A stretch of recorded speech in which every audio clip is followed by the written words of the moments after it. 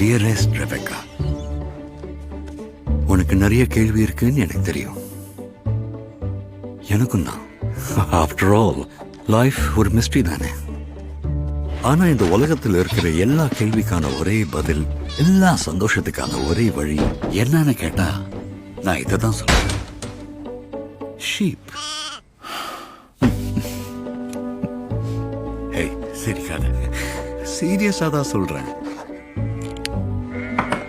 இருங்கடா வரேன்.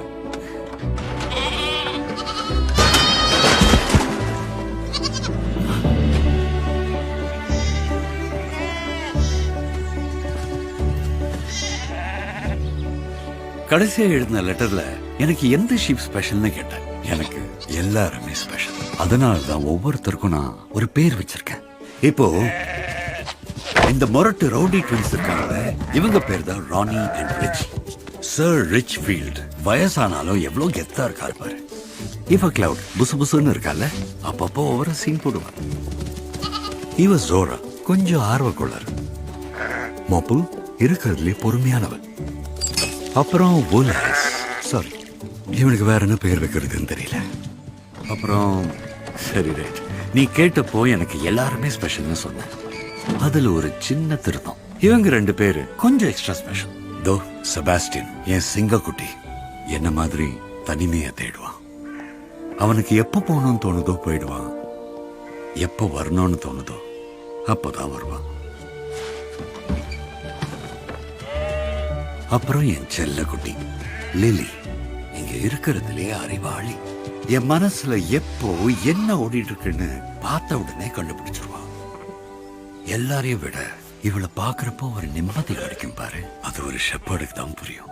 இந்த உலகத்திலே அன்பான ஜீவங்களை பாத்துக்கிறப்போ கிடைக்கிற சந்தோஷம் இருக்க, அது வார்த்தையால சொல்ல முடியாது.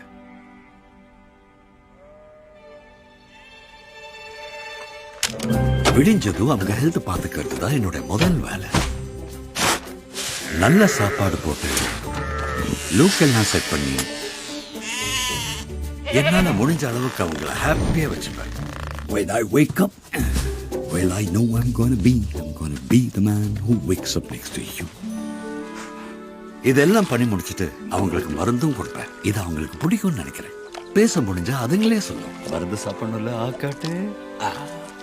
இப்படி என் வேலை எல்லாம் முடிஞ்சதும் சூரியன் அழகா மேகங்களுக்கு நடுவுல மறையும் போது அவங்களுக்கு ஒரு புக் எடுத்து படிச்சு காட்டுவேன். டிடெக்டிவ் நாவல்ஸ், மர்ம கதைகள், திகில் கதைகள், எனக்கு பிடிச்ச எல்லாத்தையும். எனக்கு ராட்னி ஹாலிங்ஹெட்டை எப்போ கொலை பண்ணாங்கன்னு தெரியும். அது மட்டும் இல்ல, உண்மையான கொலைகாரன் யாருன்னு எனக்கு தெரியும்.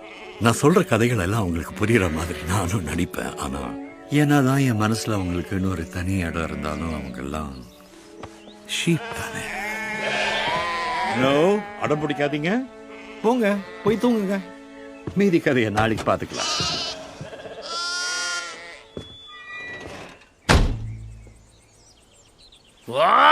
கிளைமேக்ஸ்ல போய் நிறுத்திட்டாரு பாரு. அந்த கொலகார பேரையாவது சொல்லி தொலைச்சிருக்கலாம். சஸ்பென்ஸ் தாங்கல. வேலைக்காரி தான் பண்ணிருப்பால. கண்டிப்பா அவ தான் பண்ணிருப்பா. நோ நோ நோ, அந்த தோட்டக்காரன் தான் பண்ணிருப்பான். உட்கார்ந்து புல்ல புடிங்கிட்டே இருப்பானா, ஆனா சாப்பிட மாட்டானா. இடிக்கல. எனக்கும் அவன் மேலதான் சந்தேகம். அட யாரா நீங்க?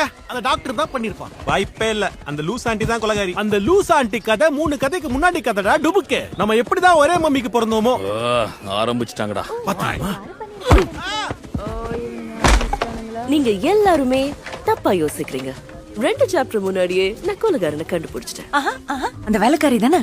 வேலைக்காரி இல்ல, ராபியோட நெஃப்யூ பர்ட்டி ஹாலிங்ஹெட். ஆனா லிலி, உண்மையான கொலைகாரன் தான் அந்த பர்ட்டி ஹாலிங்ஹெட்டுக்கு எதிரா பொய்யான ஆதாரங்களை உருவாக்குனதா அந்த போலீஸ்கார சொன்னார்ல. எக்ஸாக்ட்லி. இன்னுமா புரியல? மாட்டி போமோங்கிற பயத்துல பொய்யான ஆதாரங்களை அவனே உருவாக்கியிருக்கான். பர்ட்டி ஹாலிங்ஹெட் தான் உண்மையான கொலைகாரன். அதான் ஜார்ஜ் நாளைக்கு மீதி கதையை சொல்லிடுவாரு, அப்போ தெரியும். எனக்கு இன்னும் வேலைக்காரி மேலதான் சந்தேகம். சட்டப்படி ஒரு கொலைக்கு 2 தடவை தண்டனை கிடைக்காதுன்னு பர்ட்டிக்கு நல்லா தெரியும். சோ தண்டனைல இருந்து தப்பிக்க அவனே ஆதாரத்தை உருவாக்கியிருக்கான். பர்ட்டி ஹாலிங்ஹெட் தான் உண்மையான கொலைகாரன்.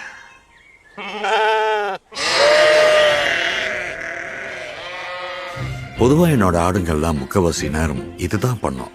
ஒன்னு சாப்பிடும் இல்ல தூங்கும். ஆனா என்கிட்ட 3 அருந்த வாண்டுங்க இருக்க. அதுங்களுக்கு எனர்ஜி எங்க இருந்தா வருது. இவ்ளோ சந்தோஷமா துள்ளி குதிச்சு விளையாடுறாங்களே. இவங்க எல்லாம் வெயில் காலத்துல பிறந்தவங்க. அது என்னன்னா பொதுவா ஆடுங்க எல்லாம் வெயில் காலத்துல தான் பிறக்கும். ஆனா ஒரே ஒரு